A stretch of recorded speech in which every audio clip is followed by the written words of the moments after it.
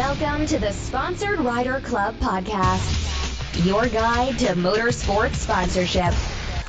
Here's your host, Josh Weesey.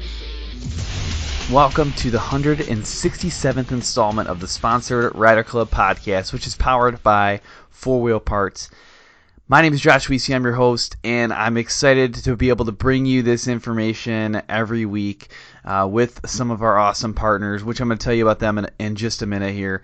But this show exists to give you the information you need to build a successful motorsports sponsorship program. We want to make sure you've got the information you need, whether you are building a truck for a show, or you're running a motocross circuit, or maybe you're prepping for a NASCAR circuit. Doesn't matter. We want to give you information here. We bring guests on from all different disciplines to talk to you about the lessons that they've learned. So if this is the first time you've listened to this show, feel free to go back and check out some of the other disciplines that we've had on in the past, some of the other racers, influencers, business professionals. And then head over to iTunes, leave a rating review. That's one of the best ways to ensure that this show continues to exist and continues to get exposure to new people, new markets. So yeah, big deal for us. Rating and reviews are phenomenal exposure. All right, let me talk a little bit about 4-Wheel Parts here. So they are a title sponsor, and they have tons of good deals going on right now. I actually just got this coupon the other day because I added a few things to my cart, and I've been kind of like sitting on it and like, I don't know if I'm going to buy it or not, because I'm really close to pulling the trigger on a set of wheels for my Jeep. And either way, I got this thing in the mail. It was like 5% off, and I was like, oh man, 5% off. If you look at adding wheels and tires to your Jeep specifically, because Jeeps you always get the full size spare, it's like $300 off. Or no, sorry, $150 off. It's $300 off if I add the lift kit to it. Whew. Which is awesome. But they've got tons of good deals going. 5% off comes in the mail every now and then, so sign up for their mailing list. They got $500 off select suspension systems right now. There's multiple deals going on for wheels themselves. So I got these Method wheels sitting in my cart right now that are just awesome, but they're super cheap. They're like $50 off. So either way, good stuff. I want you to check it out. They've got some other deals going on, just 25% off overstock items. So that's where I think I'm benefiting here with these Method wheels, but tons of good stuff. So check that out. Let me know if you ever got questions. You can find out more at 4wheelparts.com. And then we've got tons of other amazing partners that make this show possible. AMSOIL, they provide amazing lubrication products, and they're a company that runs on freedom. You can find out more at amsoil.com/rider. SolderWeld, they produce game-changing metal bonding technology, and they're ready to rescue your race. TopThePodium.com, they're experts in motorsports sponsorship and website creation. Bold Racing, they're a family race team and GSP XTV axle specialist. And then Crash Act Industries, they provide human protection and extreme racing products. I also want to shout out some of our other partners, including MBRP, HMK USA, Studboy Traction, GSP XTV, Diode Dynamics, and High Octane Coffee. And speaking of High Octane Coffee, we have our marketing tune-up featuring Joey Sylvester of High Octane Coffee right up next, and then we'll get into the show with Scot Harden. So Scot Harden is just a crazy knowledgeable guest. Like, you'll find out in a minute, but we're able to talk about a lot of his experiences. We're talking 40 years in motorsports, and a lot of that in the marketing and sponsorship realm. He has been on every side of the sponsorship world that you can even imagine.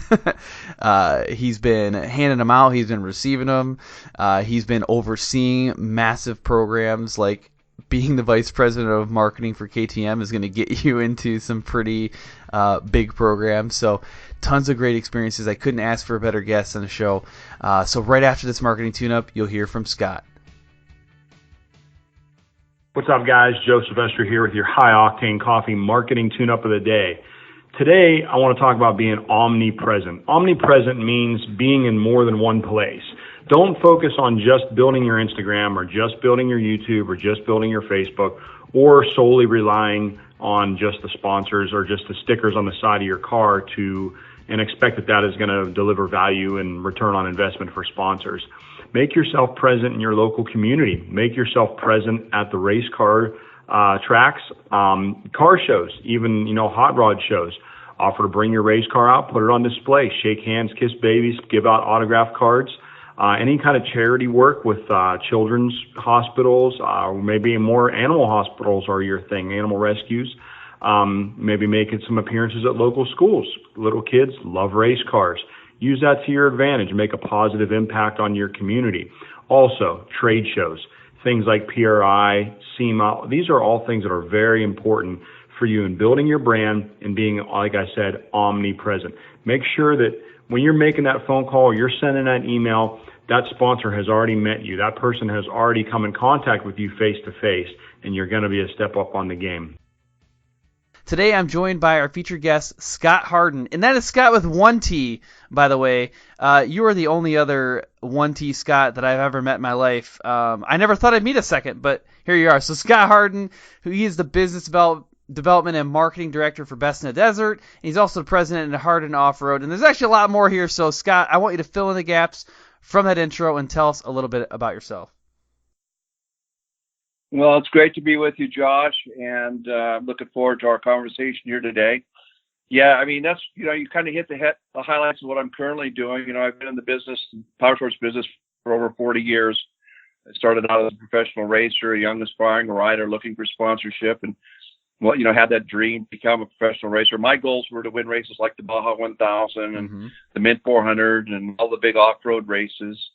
And over the course of time, I was fairly successful at it. I landed factory rides at Husqvarna in the mid-'70s. I was able to fulfill my goals of winning the Baja 1000 overall several times, the Baja 500. Went on to race in Europe for the American team in 6 days. Started a rally career in the late 80s, racing long-distance marathon rallies. Was the first American to win a marathon raid rally in North Africa. Joined KTM for 20 years as VP of marketing.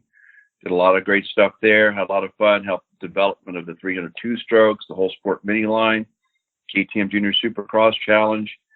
Just a great time for 20 years with KTM. At the end of it, I was asked to lead the American effort back to Dakar back in the early 2000s, and I was team captain, manager, and rider for the Red Bull US Dakar effort, KTM Dakar effort for a couple of years. Went over there and did that and finished that in 2005 at 49 years of age. Nice. I was inducted into the AMA Hall of Fame in 2008. Went to work for Zero Motorcycles later. Was very enamored and interested in the electric technology. Spent 6 years there, and now I run my own consulting firm. So I'm a lifelong motorcycle-aholic. Yeah, that's awesome. I wish I could comprehend all of that, honestly, because 40 years of motorsports is phenomenal. A lot of the people that listen to the show haven't even reached 40 years of life yet. So to really think about that and fully embrace what you learned in that time frame. I mean, I've been doing this show for 2.5 years now, and I can't even comprehend all I've learned in that time. And I just talk to people. That's it. I just talk to people. So it's pretty incredible. But yeah, that was one thing that, you and I talked a little bit in the pre-interview about this. When I found out about you and I came across your profile, I was like, holy cow, we got to get this guy on the show. And I'm very grateful that you were, were able to do that. Give me a little chance here and we can start talking. But, yeah, I want to kind of dig into that background a little bit and maybe unpack a couple of those things further. It's a very, very cool, interesting career, lots of good accomplishments. So I don't know. Let's go back to the beginning. How did you even decide to get into this? I grew up in Las Vegas, out in the country, and all we had was desert around us. And as a kid growing up, I begged for mini bikes. And once I got my first mini bike, I was gone. I would take off the day and they wouldn't see me. I would be literally light years away from home in the middle of the desert riding that thing and all hours of the day and night. And that was what I did. And then I gradually worked up to bigger bikes. But what really changed my life was in 1971, the movie On Any Sunday came out. I went and watched that movie, and it just crystallized for me everything that I wanted to do in life. And especially what Malcolm Smith did in that movie as the star of the movie with Steve McQueen and winning Baja and doing 6 days and riding for the factory Husqvarna team. I just had a crystal vision of it. I was very fortunate in that I had great support from my family and a great local mentor from a dealership that kind of took me under his wing. This kind of gets into the sponsorship issue we'll talk about a little bit more, but I was very successful at the beginning, but I had really good people around me kind of coaching me along. You know, I quickly won Baja overall several times, the Baja 1000, the Baja 500. I got my factory ride. I did all that stuff, but I immediately started thinking what was next. And if I could say one thing that I've always thought about with what's next, you know, I've never been satisfied with just, you know, with the here and now. Now, motorcycle riding and, you know, and riding a bike will never leave me. I have a passion for it. It's the one place where I feel whole and complete. And I ride extensively now. I've got 4, you know, motorcycles in my garage right now, and I ride them continuously. Awesome. So I haven't stopped, but I really saw my path forward to be on the corporate side if I really wanted to stay involved with it. So as my racing career was going strong, I transitioned into the corporate side, took on marketing and sales roles for companies like Husqvarna, later for KTM, 20 years with them.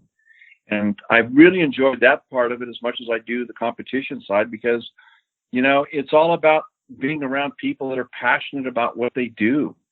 And that's the beauty of the sport, the business that we're in, is the passion that really is the fundamental lies at the core of all of it.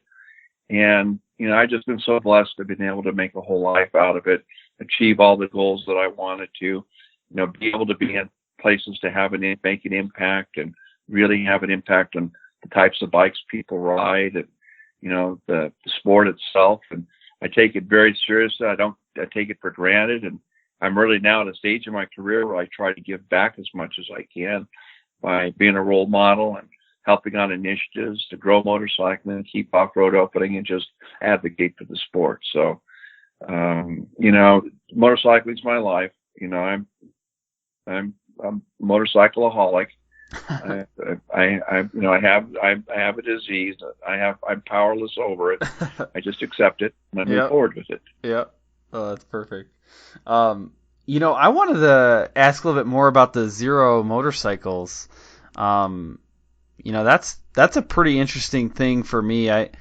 I'm in, my day job is in, you know, tier 1 automotive component development, so I pay attention to stuff anyways, but just, you know, the advancements that electric vehicles have made over the past, even 3 years have been pretty incredible. And I'm loving to see some of the stuff in the motorsport side too. You know, I know Nikola is developing the UTV that's electric, which I'm really excited about that. I'm seeing electric dirt bikes out there and electric snowmobiles, and I don't know. So tell me about that time at Zero. That's pretty intriguing. Well, you know, it's a very controversial subject, and it's something that motorcyclists are really passionate about. In fact, I have an article, a guest editorial out this week in Cycle News, and the title of it is Politics, Religion, and Electric Motorcycles.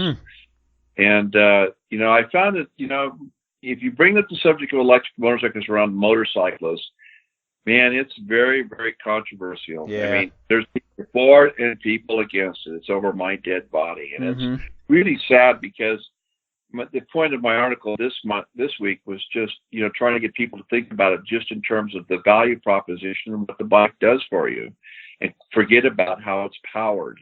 You know, I ride a motorcycle for the sense of freedom it gives me, for the adventure, the excitement, you know, the ability to recreate with my friends, to compete. All of those things are why I ride a bike. Last electric motorcycle I rode weighed 500 pounds and made 140 foot-pounds of torque. It was a rocket ship. Yeah. And, you know, not one time when I twisted the throttle on did I think I was saving the planet or combating global warming or anything else. It just satisfied on a very, very deep aspect of what I want from a motorcycle experience. So I think if people what I encourage everyone to do is keep an open mind about it. Yeah, it's true. You know, they're working in certain applications, especially in kids' bikes, smaller displacement bikes, where range isn't such an issue. Unfortunately, range is still very much part of the discussion when you talk about full-size bikes. And the current best-selling models have less than 100 miles of range when it comes to on highway riding at speed, which isn't enough. They take a lot of time to recharge. It's measured in hours, not minutes.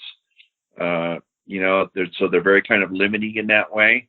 But all of the other ingredients are there. Once we have the next breakthrough in battery chemistry, and once we have the next revolution in energy density, boy, once those problems are solved, electric vehicles are going to be hard to compete with. Yeah, definitely. I mean, I'm excited for it. I don't know if I would consider myself really a super passionate about like the environment. I mean, I don't have anything like, obviously I support the environment. I want to do my best to take care of it, and I do what I can, but I wouldn't consider myself like an activist. But gosh, electric vehicles is just super exciting to me. I mean, part of it is the experience of just that raw torque. Like, you just can't beat that. But yeah, and I've no vibration. Yeah, no right. Vibration, no heat, no sound, which I think is a beautiful thing. I mean, it's closest thing to a magic carpet ride that you're ever going to get. It's thrilling. It's invigorating. Just the sound of the wind blowing over your face as you ride down the road. There's a lot to be said for it. I'm very passionate about it. And yeah, you're right. Forget about the environment. Forget about global warming. Don't even think about those things. Those are different issues. It's a motorcycle evaluated on the basis of how it performs as a motorcycle. If it satisfies you, then get it. If it doesn't, then don't. It's going to be interesting too what the infrastructure does, because I've read up a little bit on electric cars, and there's been some proposals this might have been like an Elon Musk thing as well, but one option to the slow charging time is to have easily swappable batteries. So you pull up to a battery charge station, right, as part of infrastructure, and you just take your battery out, give it to them, take the new one, put it in, and kind of like what people do with propane tanks. You don't ever actually refill well, some people do, but you don't have to refill the propane tank. You can just swap it for one that's already full. Unfortunately, though, I hate to dispel your hope there. I know it doesn't really work from a form and function standpoint. Yeah. With the way the batteries are constructed. Oh, for example, a zero motorcycle with 16 has the class leading 16 kilowatts of onboard energy density on board. It comes with 4 different bricks. Each one of those bricks weighs 50 pounds. Woo. And for that to really work well on the bike, it has to be integrated into the design. There's no way to rapidly change those things in and out. And by the way, each one of those bricks costs about $3,000. Yeah, exactly. It's a big challenge. It's not like you're swapping the battery on your power drill. Right. Yet. So I hate to until battery chemistry and energy density the next one come through, it will get to where you're talking about. It's just not there yet. Yes, I completely agree. And I'm excited for it. But you know what? This whole debate, it actually goes way back. Because I think, I might be wrong about this, but even in automobiles, I think that the first automobile was actually electric. And then the internal combustion engine came out, and I was like, oh, wow, we can do this. And, that, like, the battle has been there this whole time. But, like, the conversation you just had a minute ago with me reminded me of the 2-stroke versus 4-stroke debate, like, especially in motocross, right? I'm sure you heard plenty of this with KTM, like, just throughout the ranks there, like, oh, 2-stroke will never be replaced by 4-stroke. No one will ever run a 4-stroke dirt bike. Now you're like, oh, wow, that's the series. Like 450 4-stroke, that's the series that you actually race now. Well, it's funny you mentioned that. I bring that exact topic up in my article that I wrote for Cycling. I use an analogy for that. So, back then the big debate was 2-stroke versus 4-stroke, and there was a lot of pressure. Why do we need the 4-strokes? Well, it was about emissions and government regulations meeting those standards, or i.e. it was about global warming issues. Mm-hmm. You could almost say that we needed to have 4-strokes.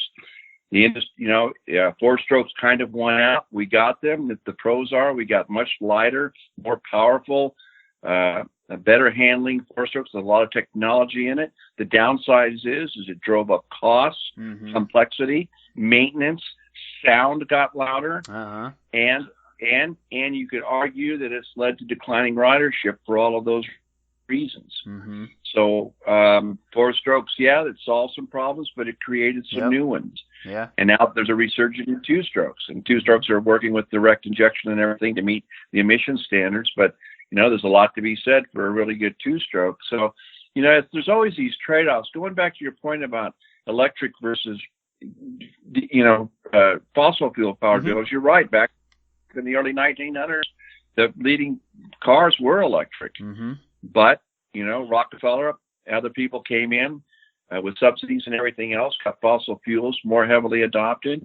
Let me ask you this. What if I told you I had a technology that I have a motor that I wanted you to use? It makes no sound, no vibration. It's 90% thermally efficient. That means you only lose 10% of the heat is lost through power.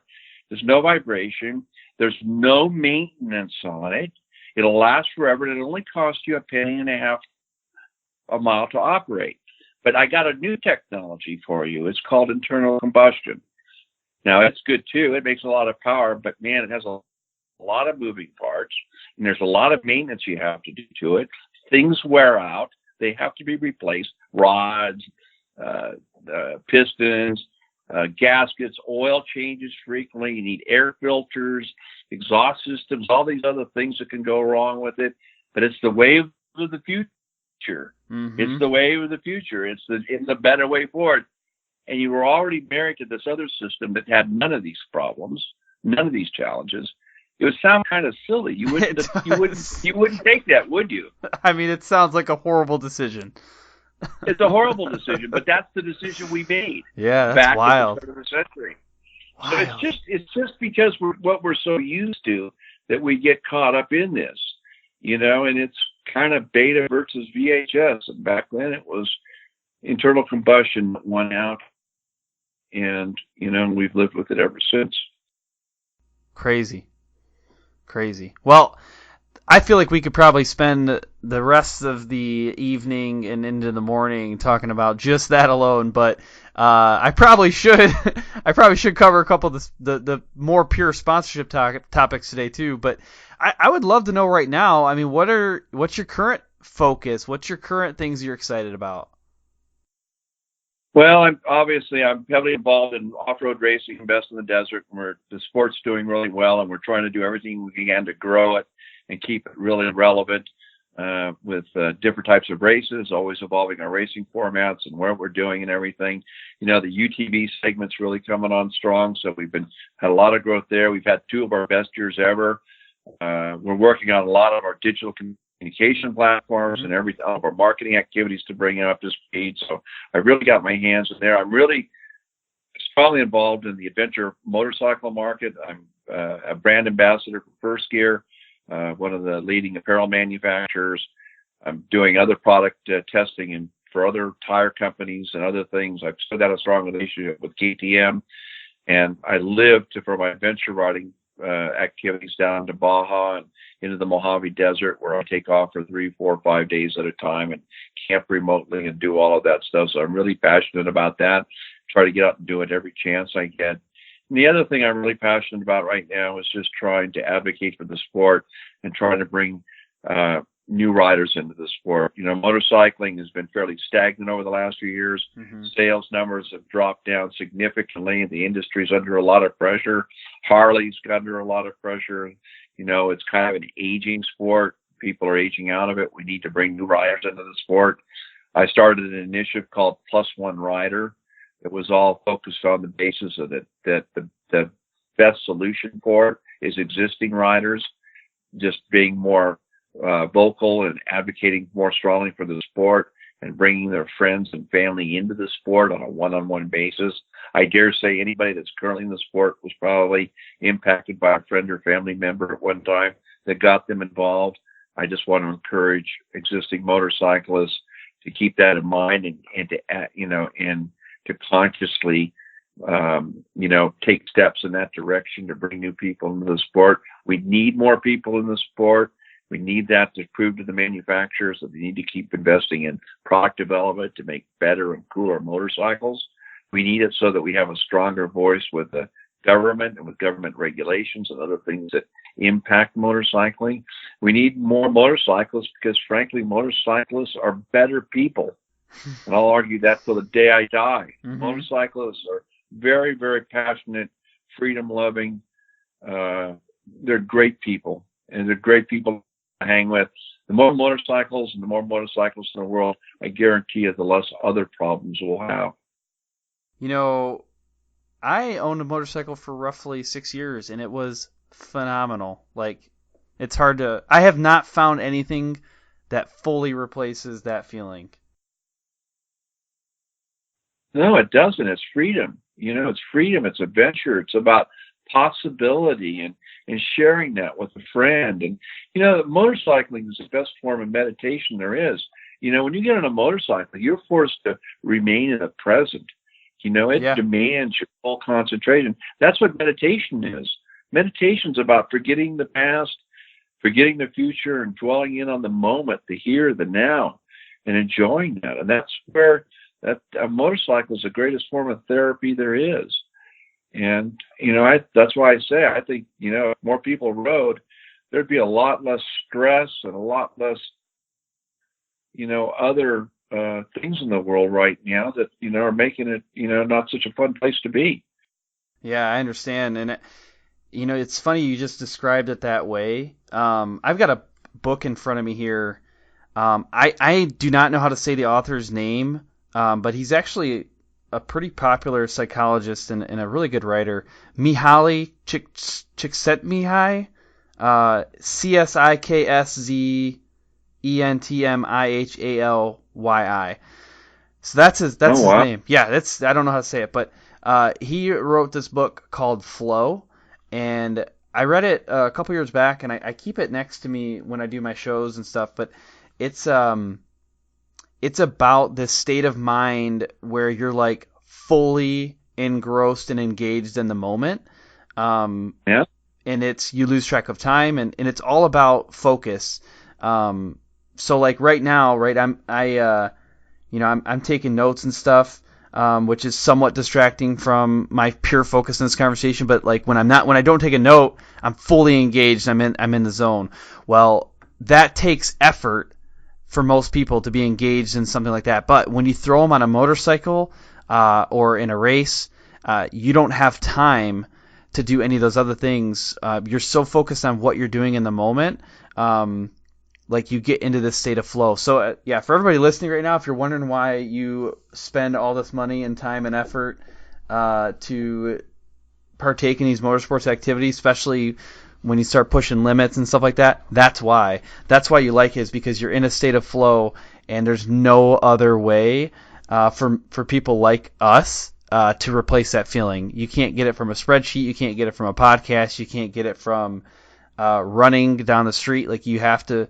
We are wired to get into that zone where, like, we pay attention to every turn and every rock and every bump and every, whatever. It's all, we're in a state of flow, and it's amazing. No, it sounds like a great book. I need to get that. That's really why I ride. I mean, there's very few things that you do where there's really severe consequences if you don't stay connected. Right. And most of our lives are spent where our mind is in a different place than where we really are. Right. We're thinking about where we're having dinner tonight, or what we're doing after work, or what happened yesterday, or some meeting that's coming up, or a deadline, or anything else. But we're rarely in the here and now. Mm-hmm. And when you get on a bike, if you do it properly, man, it forces you to stay there, especially in competition. Yes. That's why when we talk about getting in the zone, that's what that's all about. You are right in the moment, right on top of it. And that's why it's almost like being in an out-of-body experience. Exactly. And that's what keeps me coming back to it. Yeah, definitely. I just did my first autocross race. Let's see, it would have been last week sometime here, and I just had a regular old, street car, nothing special, and even that, you're going so fast, like I don't have time to think about anything else other than doing this turn and pressing the brake and hitting the gas, and that's it. And you know, I had passengers with me. Like, I forgot that the passenger was with me until the race was over. I'm like, oh, hey, how you doing over there? And I love that. I mean, that's, you know, for me too. I'm not really a racer. I've done you know, that one autocross race, and I've done a time trial race before on a UTV, and it was a lot of fun. But when I get on a snowmobile, that's how I ride. I get going. You know, I do trail riding, and it's all about the next turn, the next corner, you know, and I'm always pushing myself to go a little bit faster. And, you know, it's you can mess up, right? It's very easy. People, unfortunately, you know, especially around me in Michigan here, a lot of people die in snowmobile accidents, and that's horrible. But I also think that's part of, like, what gets you into that state of flow, is because you know in the back of your mind, whether it's conscious or subconscious, that risk is there. If you slip up, if you go out of the state of flow, then, you know, you could get yourself in trouble. So you stay in it, and it feels good. Well, I dare say that most accidents happen when people are riding at 50 and 60%. They're just messing around and not paying attention. That's when things happen. When you ride at 80%, 90%, 100% of your absolute capacity, that's when things focus. And bad things rarely happen then. They usually happen when you're backed off and you're just playing, or you're with a group and you're not really paying attention. Your mind's wandering. You're not really in the moment, which is just kind of proves our point, you know. Get on it, stay in tune, and, you know, and you'll be fine. Yeah, exactly. No, that's a very good point. And actually, one thing too I wanted to ask you about, just we talked a little bit about it with First Gear, but I know you've got other partners that you work with through Vest in the Desert and maybe even some of your other ventures. But who are some of your partners, the companies that you would consider your partners right now? Well, I've had personal sponsors for years. I mean, some of them have been with me for over 35 years. I mean, I have great companies like Alpine Stars and Arai that have been sponsors of mine. They've told me that they're my sponsor for life. So I'm very, very pleased to be with that. Red Bull's a sponsor. I've had a great relationship with Red Bull since 2003, and I'm very proud of that. And, you know, they're pretty particular with their athletes and who's involved with them. And, you know, I'm no spring chicken anymore, but they still keep me around and treat me as part of the group. I've got First Gear now that's helping me. I'm working with them on a whole new line of apparel, which I really like and really appreciate. I've got Shinko Tires as one of my sponsors as well. I'm doing some product testing and promotion for them as well. Those are my main sponsors right now. You know, we have a great group of sponsors at Best in the Desert to sponsor our series. Everybody from General Tire to Ford to KC Highlights to FabTech to Lucas Oils to man, it just goes on and on and on. We've got a really great group of sponsors at Best in the Desert, some of the best in the industry. I really appreciate and respect, and I'm very grateful for all the support they give us. And we have more and more sponsors that we're adding to that. Method Wheels, Fox Racing, VP Racing, all of these companies. You know, we're very, very proud to have them on board. Great companies. It's great when you find a good motorsports partner that has similar passion. They're doing it for, you know, because they truly want to give back to the sport. Yeah, it's for marketing and hopefully to sell some more product, but you know, you'd be surprised how many of these people just are passionate about it and want to see the sport grow. And many of these guys may not be able to put an actual number as far as the return on investment, but they continue to step up because they know it's the right thing to do. Yeah. No, that's awesome. You going to be personally at Vegas to Reno this year? Oh, I am. Yeah, I'm at all the events. I'm at all the Best in the Desert events. You know, I'll be there and I'll be chasing along. I'll be doing a lot of the social media posts during the event. I take care of that. I put little videos together and report. I'll chase all the lead vehicles from the start all the way up to Reno and be filing reports all along the way. Nice. So I will be there. Hopefully you'll be chasing my team at the time. Awesome.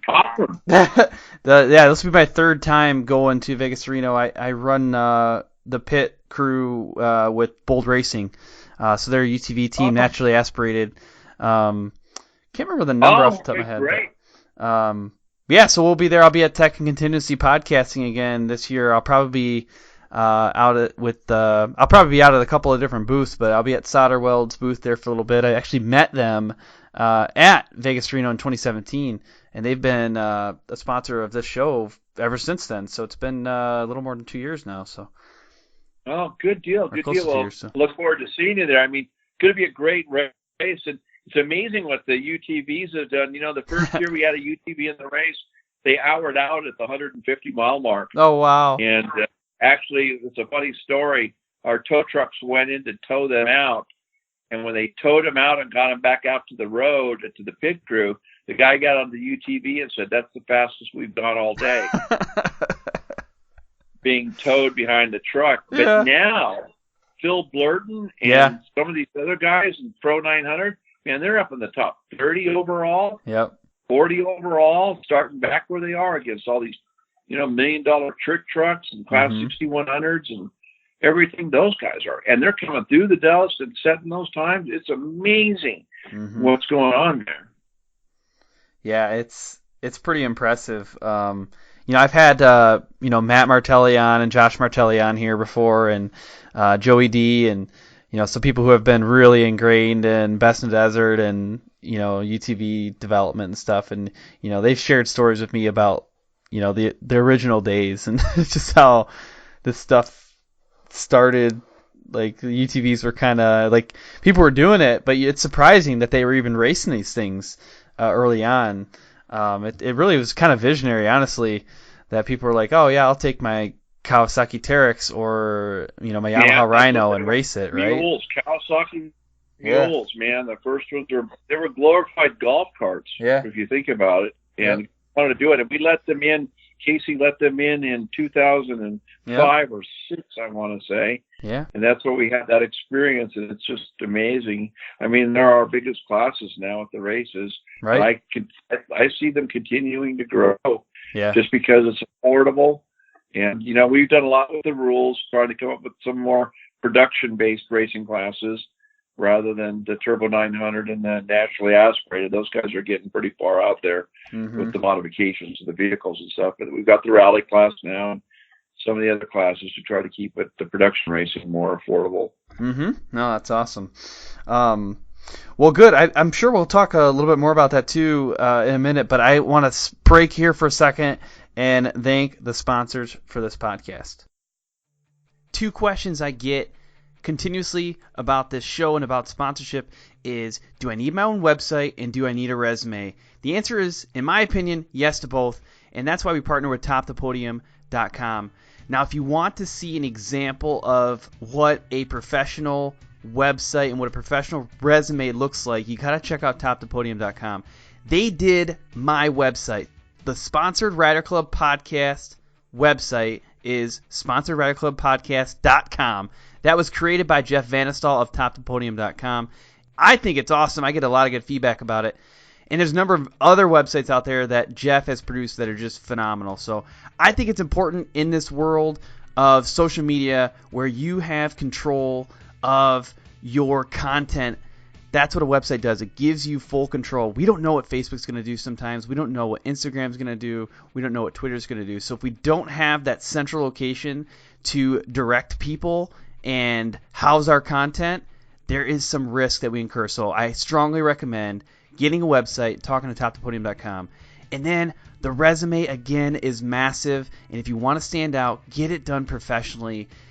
And honestly, it is one of the best ways to step up your game and present yourself in the best way possible. Hey guys, George Hamill here to talk about SolderWeld's new off-road repair kit. If you're a racer of any type or an off-road enthusiast like myself, you're going to want to take a close look at this product that bonds metal on the spot. SolderWeld has combined some of their most elite products into one small kit that fits perfectly under your seat or strapped to a roll cage and allows you to make some insane fixes anywhere you go. How many of us have been in a race or out on the trail and got a rock chip in a radiator or brake line? We have seen a top-tier desert race team at the 2019 Min 400 taken out by a simple rock to the radiator. If they had an off-road repair kit on board, they could have been back up and running in just minutes. The kit includes everything you need to work on dirty aluminum, stainless steel, copper, and many other metals. SolderWeld's cutting-edge technology allows you to make these fixes with extremely low heat and incredibly high tensile strength, leaving you a lasting fix every time.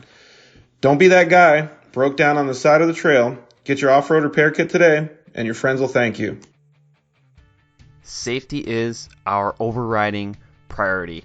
I hear it all the time, but I have to ask myself, is it though? Is that the first thing we think of? Is that the first thing you think of? Over the past couple of years, we've seen the performance of production UTVs increase, somewhere around 350%.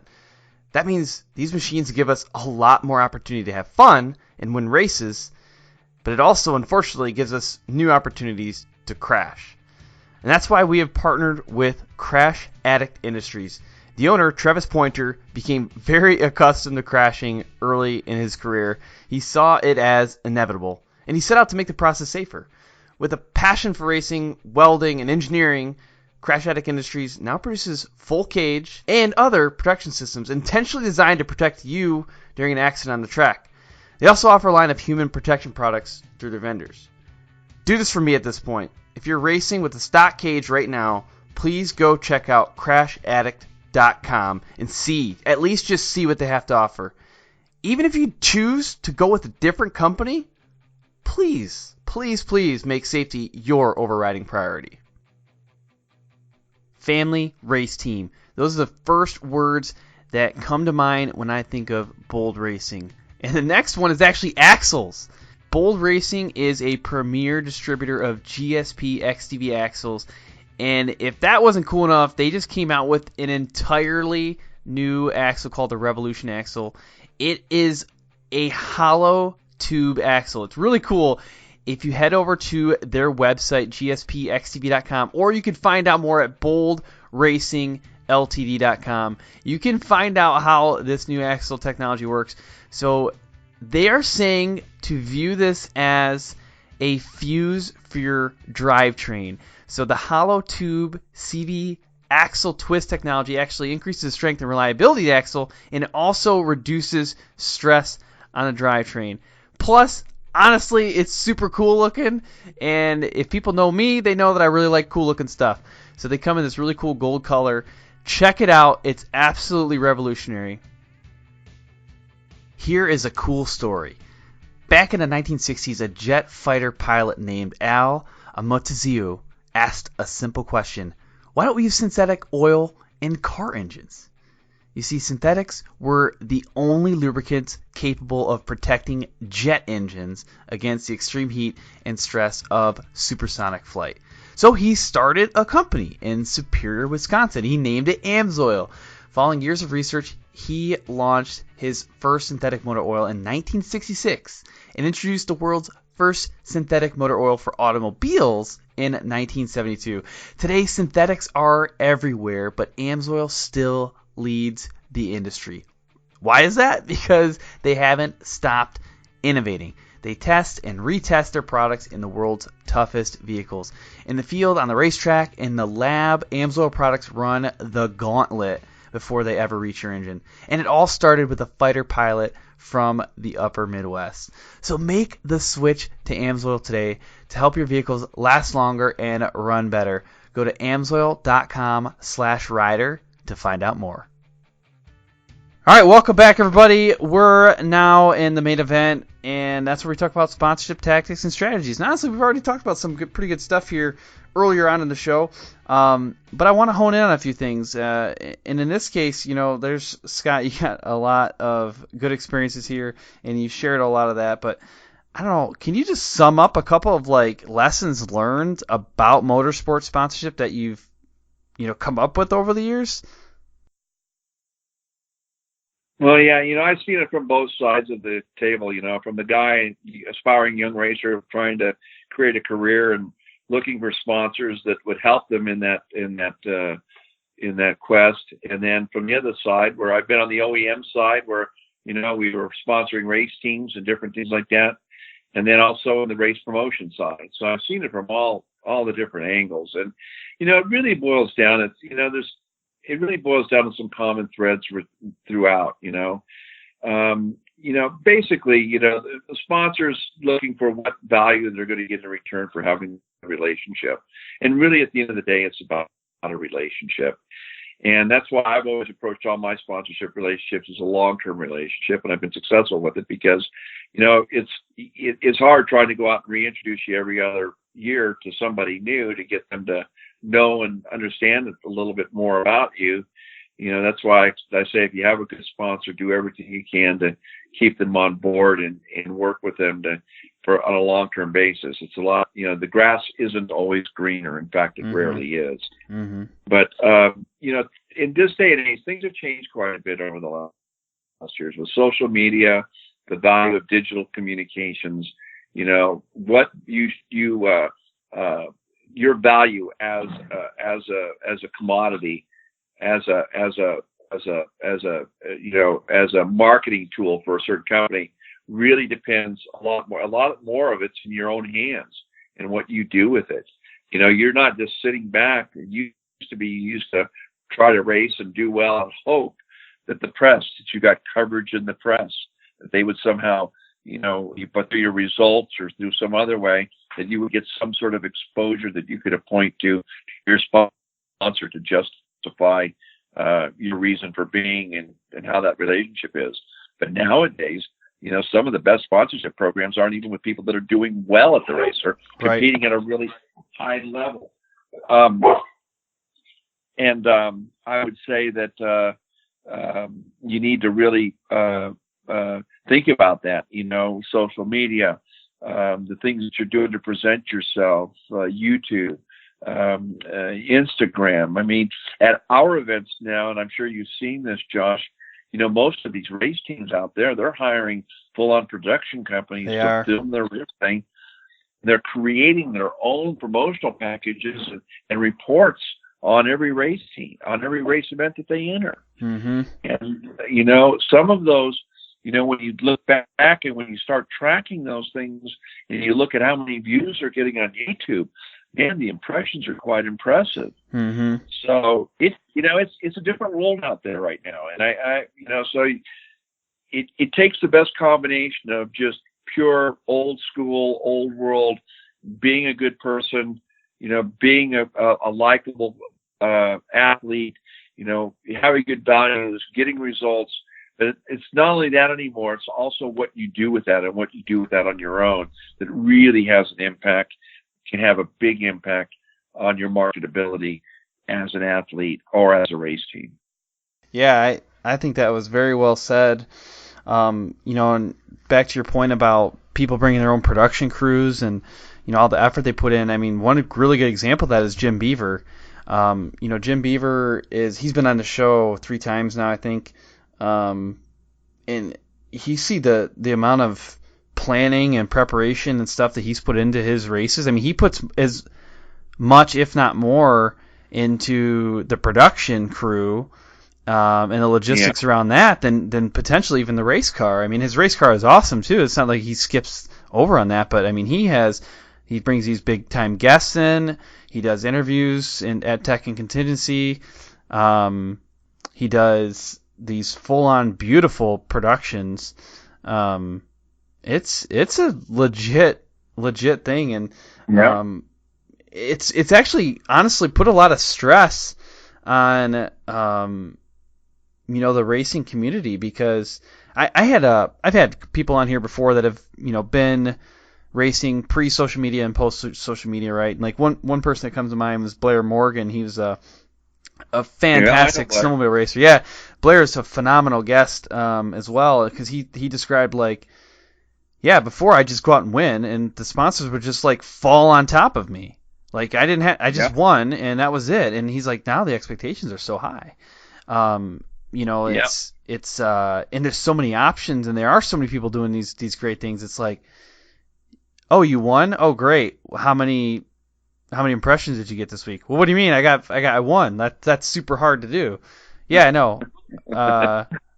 Where's your race team manager at? And can they report out on this? Like, race team manager? What do you mean? Like, where's all this coming from? It's put a lot of expectations on people, and it's even bled into the the non-racing community, right? I mean, for example, me, I mean, I actually, I take advantage of this from the standpoint of like, this is an opportunity for people to learn, how to meet these higher expectations. But, for me, I bought a Jeep Wrangler this year, and, I was like, I started an Instagram profile, right? And now I'm like, oh my gosh, like I got to pump out content, and I do have sponsors that have come on board for my Jeep, and like, I got to make sure that I'm getting good, solid content with good engagement. Like, I'm paying attention to stuff. I'm not just driving my Jeep anymore, and it's like, from one element, I think that people love it because it allows a lot of creativity. It creates an extra element of challenge. But I mean, it also puts this extra level of pressure, and sometimes I think it turns into like this love-hate relationship with the whole deal. Yeah, no, there's we're on a fine line of just overexposing ourselves, and when it's too much. I mean, let's face it. You go out there and win some races, you're going to start attracting sponsors, especially big races. I mean, that hasn't gone away. Success will bring success. You still have to work at it, but there's, the old adage, what wins on Sunday sells on Monday. It still has a lot of merit to it, but there is this added component about what you're doing to promote and cross-promote yourself. And sometimes a racer with, just regular results can do just as well from a marketing perspective, because using social media correctly and promoting themselves properly. And I don't want to leave your listeners with the impression that, hey, I need to hire a production company and I need to right. go out and spend, $20,000 of every event to produce a video that shows up me as a hero and everything. There are more basic ways that you can do that with I've seen guys do it with just their cell phone, and just by being smart and by bringing people in and having a good personality and being consistent with it. I've seen other people be really, really successful with doing it on a more basic basis, showing who they are and everything. But there's no two ways around it. If you aren't doing something in these areas, it's just going to be hard to get recognition and to get any traction. Yeah, completely. And the other thing too is, it's really getting down on what I'm hearing more and more from corporate companies, and this is because this is how they're being measured internally. And I know this, when I was at Zero Motorcycles, I had certain targets for awareness and web traffic and things that we set up metrics that we were supposed to hit. But one of the key metrics was lead gen. And, generating leads, actual leads you could follow up with. And that's one metric every sponsor that we come in contact wants to know what we can do for them at Best in the Desert in terms of generating leads. And because those are actionable items, and that's one metric that every marketing person and every CEO and COO understands, because that could potentially be a sale. Yeah, that's a good point. We talk a lot on the show about impressions. We talk about engagement. We talk about link clicks. But yeah, lead gen. I mean, for people who don't know that, that's basically, Scott described a little bit, but it's any way, shape, or form where you can have usually an electronic way to follow up with somebody. But email lists is a popular one. Lead gen. Somebody has to fill out a form. Has to sign up for a form or for a newsletter or something that you can capture their data, where you can now start having a regular, and they agree to let you market to them to where you can start communicating. Yeah, one of the most popular lead gen things that I see in at events is exactly that. They'll have a row of iPads and they're giving away something. Maybe it's a T-shirt, maybe it's a car. You sign up for this, you sign up for our email list and agree to send promotional materials to you, and here's a free shirt, or here's an entry to win this car, and that's building the email list. That's building the opportunity for them to target you. Email lists, we actually don't talk about that much on the show, and I don't do a good job with email lists. But email marketing is still pretty strong. In social media, one of the challenges that we face is you post something, it's amazing content, and people's feeds are so full that they never see it. Even if you promote it, they might still not ever see it. But in email, not that guaranteed open it or take action on it, but the likelihood of them seeing it is much higher. So It's still a very popular marketing application. And honestly, anybody listening to the show can do it, especially with some of the platforms out there, MailChimp or there's a ton of them, but you can build your own email list and have an automated marketing platform with relative ease if you just commit to it. Yeah, no, there's plenty of the software applications out there that you can build these systems and go for it. And I mean, really, that's taking that whole impressions and click-throughs and everything else to its ultimate conclusion. Mm-hmm. Capturing somebody that you can actually market to directly to, and perhaps influence to purchase your product. Definitely. Or service. Yeah. Well, I wanted to ask you this question too, because you've been on multiple sides of this whole sponsorship game. But I really was interested in the fact that you've promoted a race series and you've also promoted like your own products, your own company.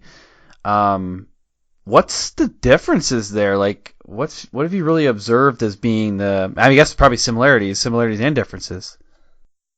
Yeah, there's a lot of, like I said, I've done it all sides. I've marketed myself. I am a brand. I am a commodity. I've approached it that way. I have a personal brand, that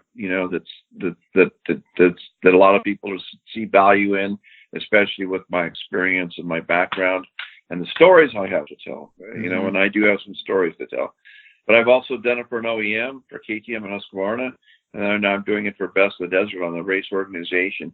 There's a lot of crossover. At the end of the day, it's about being a good partner and meeting your partner's needs, and it's usually trying to help get their message out there by some sort of affiliation that's going to create some sort of preference for them and ultimately lead to some sort of purchase decision. Mm-hmm. So, there's different, depending on what areas we're talking about, you may ratchet up, be more, some as a product, selling a motorcycle and a race team. There's certain things you're going to look for there. As a racing organization, there's a lot of other considerations that you have to do, because now you're touching in areas, for example, at Best of the Desert. We're a racing organization that uses public lands. So we have a responsibility as an organization to set a good example, not only just put on a great race, but to be good stewards of public lands. Mm-hmm. So our image has to be, and the things that we have to do have to be all focused and dedicated towards that. It's very, very broad in what we're trying to do as a company and the messaging and the image that we're trying to create. Whereas as a racer, it's pretty narrowly defined. I mean, I'm going to win for you. I'm going to get a lot of exposure for you. Support me, help me with my goals, and we'll both be successful. But it's really has to do with degrees of emphasis and where you put your major focus in.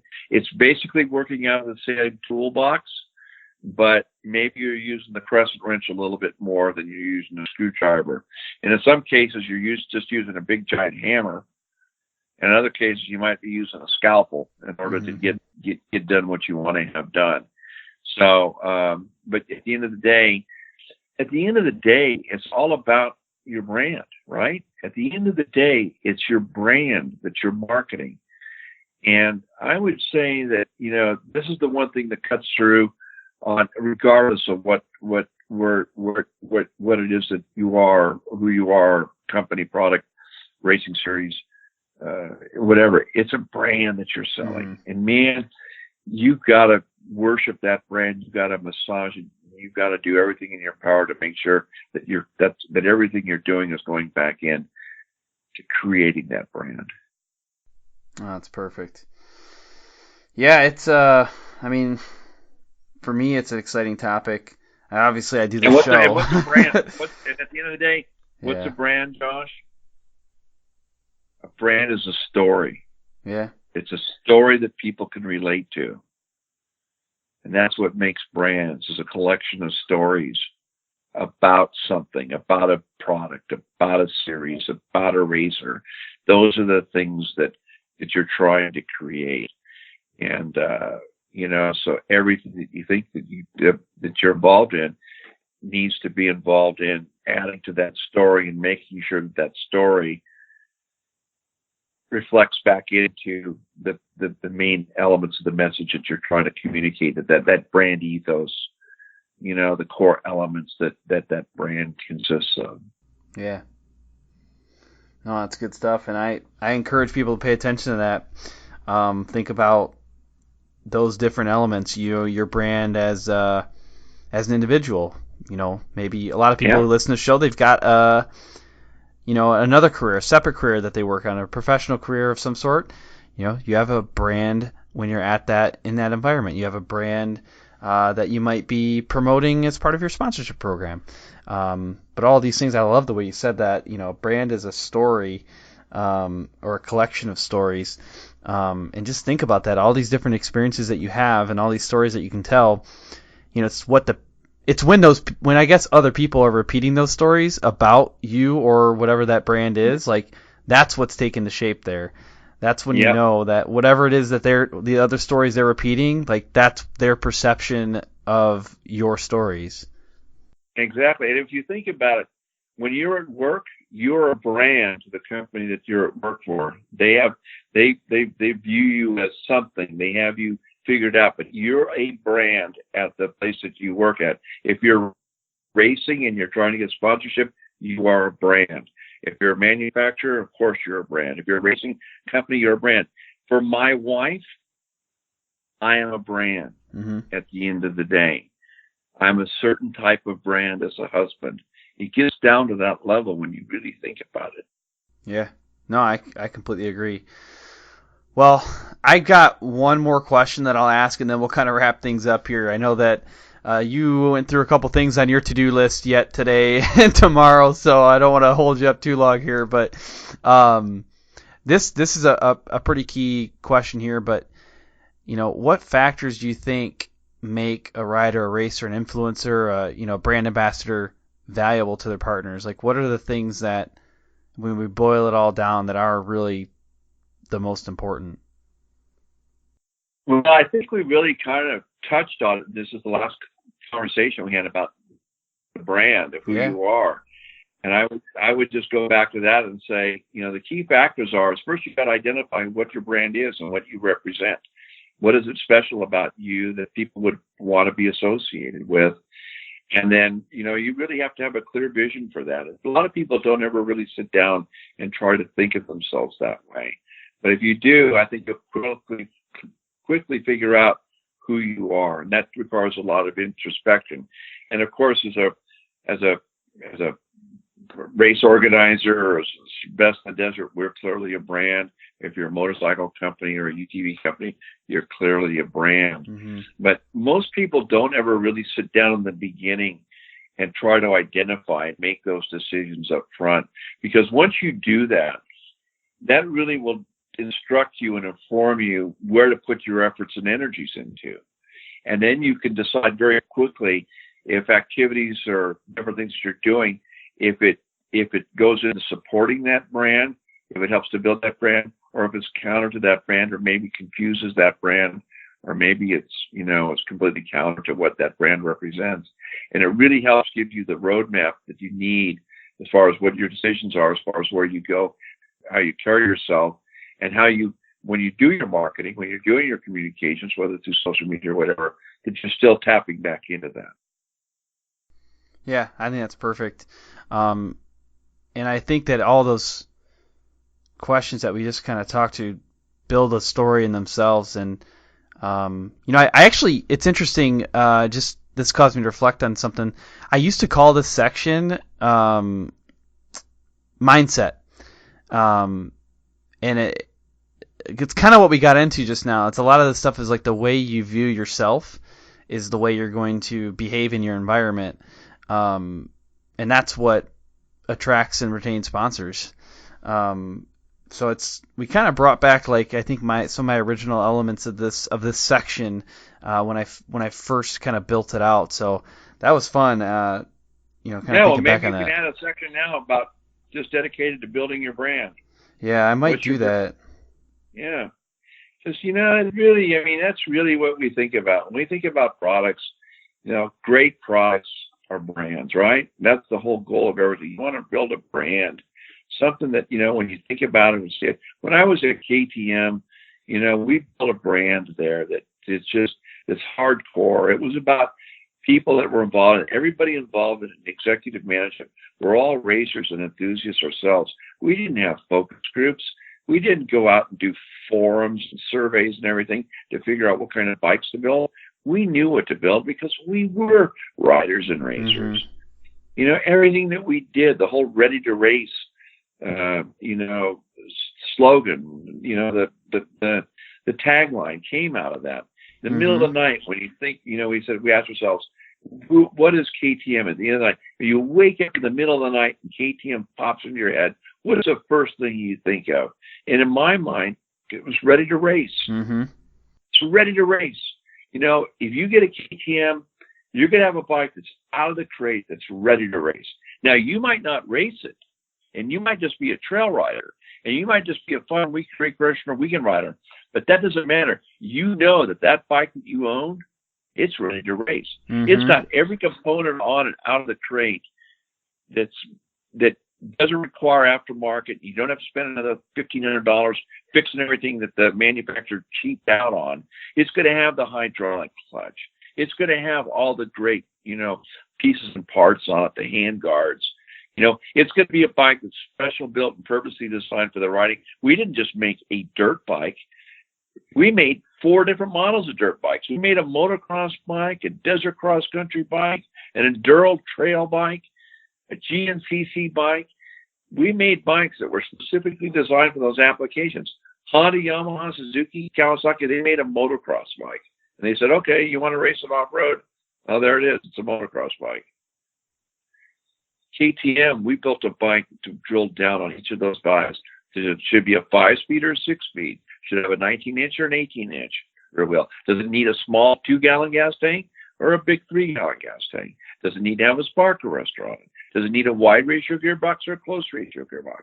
These are the things that KTM did, and that's why it's kicked everybody's butt and why it owns the off-road market, is because they didn't just look at a dirt bike as just, oh, it's a motocross bike. You take it, and then you figure out what to do with it for whatever you're going to ride. That's why they've taken that design philosophy and that brand, and they've taken it and they've now owned the off-road market. I actually thought about this before we even started the show, and I was wondering if I'd get an opportunity to bring it up, but here it is. When I was younger, I've never raced motocross. I've ridden dirt bikes and stuff, and I think they were a blast. I just never really owned one.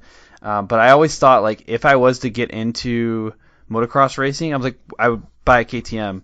Because that's what you buy when you want to be competitive racing. That's just what I always thought. I mean, and I was a huge Jeremy McGrath fan growing up. So, like, I was used to watching him ride, and he wasn't riding KTMs, but I still, like, that's what popped in my mind. I was like, so this is how I had it in my head.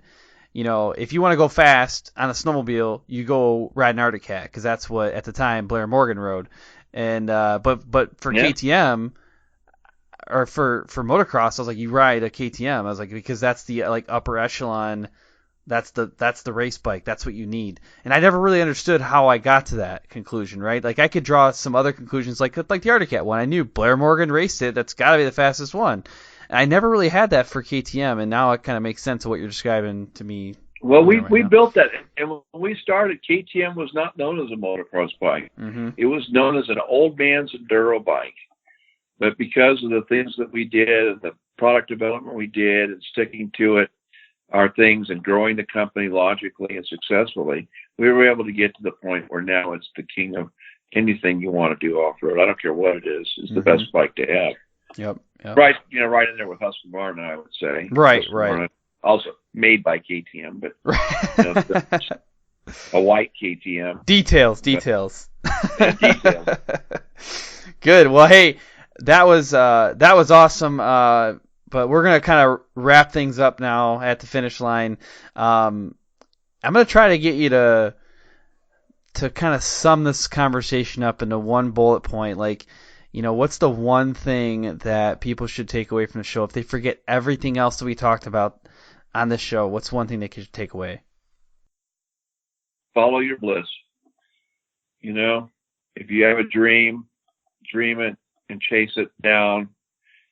track it down, choke it down, and wrestle it to the ground until it's yours, and don't give up on it, and don't let anybody persuade you from not doing it. I'm just a 12-year-old kid that used to lay in bed at night and dream about having a racing career and a life in motorcycling. And, you know, I'm in the AMA Hall of Fame. I've won every big off-road race there is. I've had great adventures and everything. I was able to turn my passion into my life.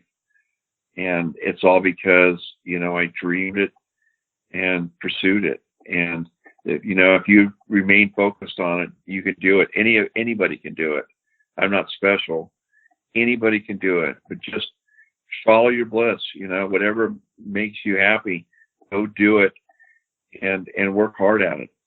And if I could leave anybody with that message today, in your racing, you know, in your business career, whatever it is, you know, that's what I would say is just go do it, you know, and be grateful. You're free, your free will.